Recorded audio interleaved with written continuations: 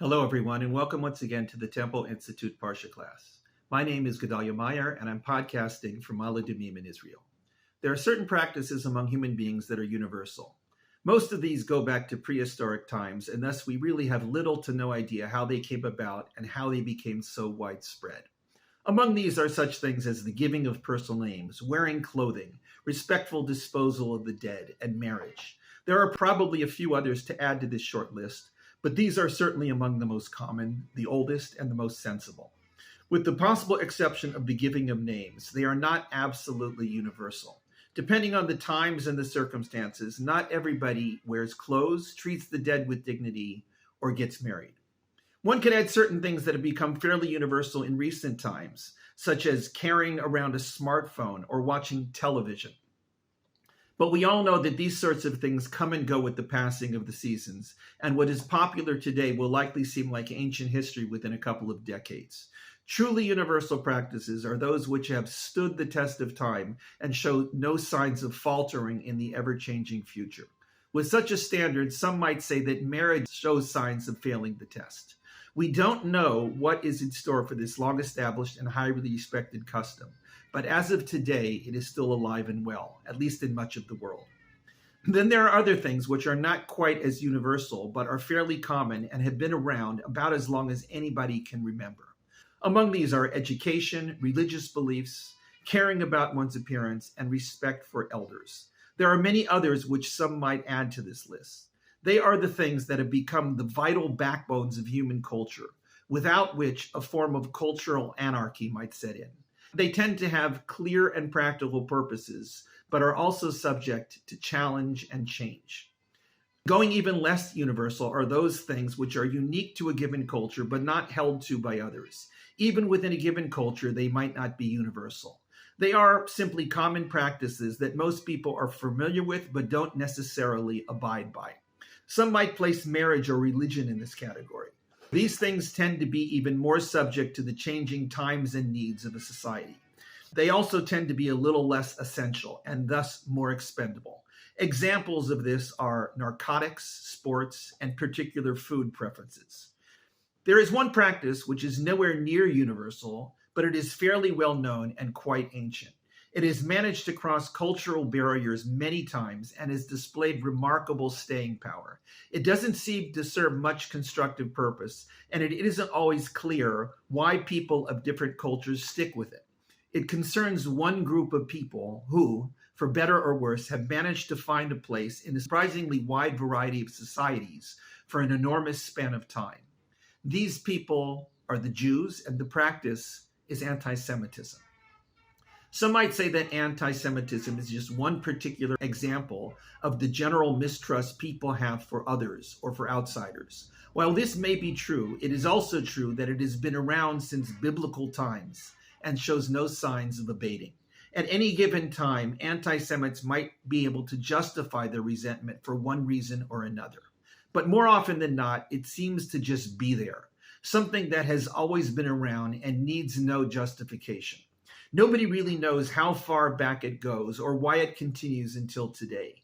It has strong roots in religion, but equally strong roots in economics and emotions such as envy. If one wishes to find a foundational reason for anti-Semitism, assuming there is one, perhaps the best place to look is in the Bible. There isn't all that much classic anti-Semitism in the Bible. There are wars and religious battles, but these will happen in any situation of different cultures clashing. Many trace its origins to the Israelite experience in Egypt with slavery and the Exodus. But there was nothing universal about this. It was simply an example of the dominant Egyptian culture feeling threatened by the oppressed class of Hebrews. To find the first example of true anti-Semitism, we have to go to the end of the biblical period, the time when the Jews had already been exiled from their land and were scattered across a vast empire. This was the Persian period, and it takes place in the story of Esther and Mordechai and is the basis for the upcoming holiday of Purim. The biblical book which tells this story is known as Megillat Esther, the Scroll of Esther. This scroll will be read on Purim, which takes place on the first day of this coming week in most of the world. In Jerusalem and in a few other places, it is read on the following day for reasons mentioned towards the end of the scroll. It is not all that long, and it reads quite fast. It probably took place between 24 and 2,500 years ago, when the ancient Persian Empire was at its peak. Most of it happens in the capital city of Shushan, or Susa. Its main protagonists are the Jews Mordechai and Esther, who are unquestionably the heroes of the story, and the Persian viceroy Haman, who is unquestionably the villain.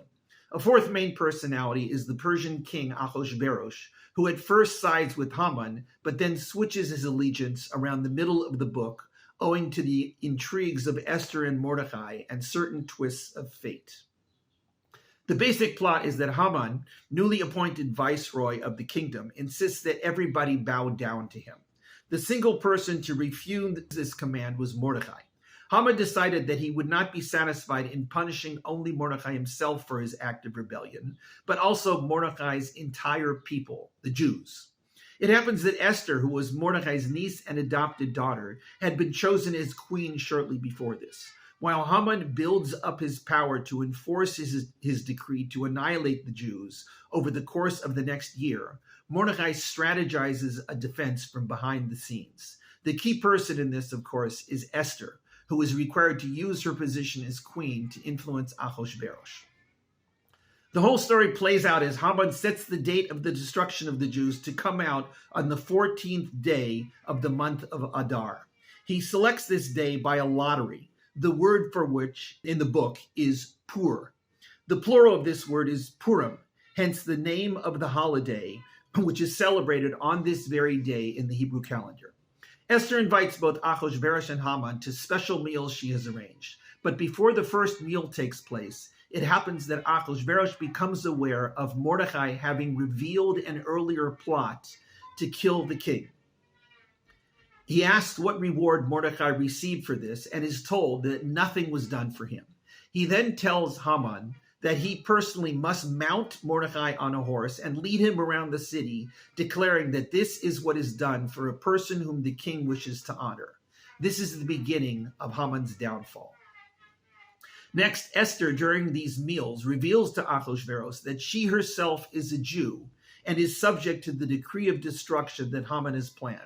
Upon hearing this, he storms out of the room, and Haman begs Esther for his life on Esther's bed. Ahasuerus returns when Haman is in this suggestive position, and Haman's fate is sealed. The rest of the story is the death of Haman and the destruction of his family, and the victory of the Jews over their enemies, both in the capital and in the rest of the empire. Haman was motivated in what he did by the actions of Mordechai. He could have simply taken out his rage on Mordechai alone, who was really the only person who offended him. But Haman's personality was such that punishing or even killing Mordechai alone would not have satisfied him. He justifies his rash decision to kill all the Jews by a curious statement he makes to the king.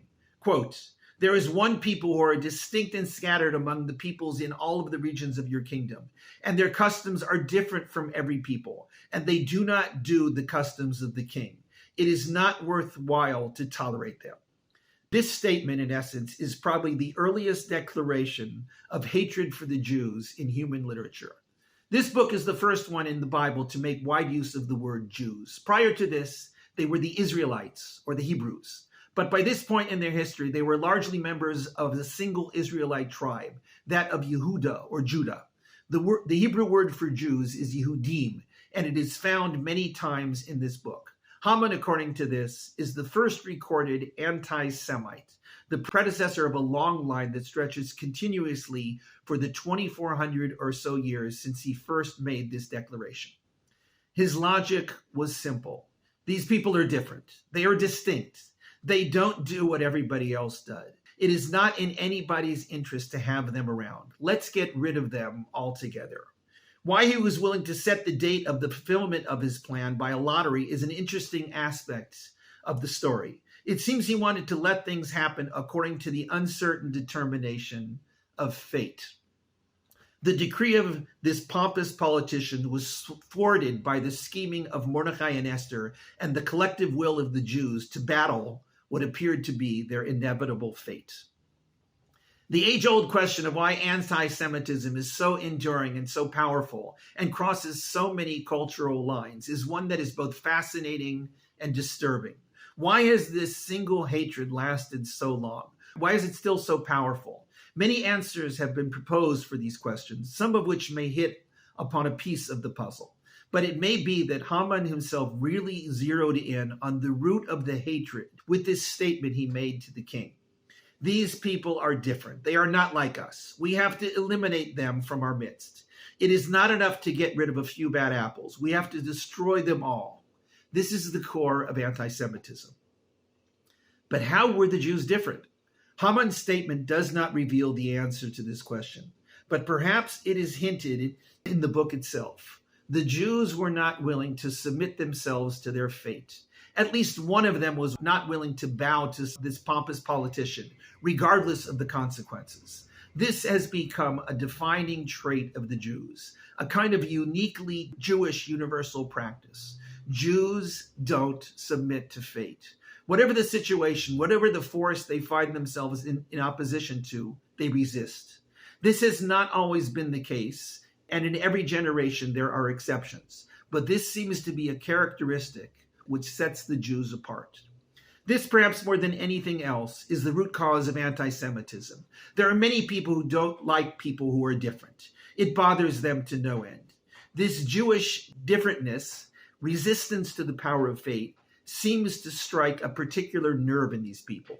It has generated a hatred that has lasted over 2,000 years and continues to rear its ugly head into our own times. Is this something that will be there forever?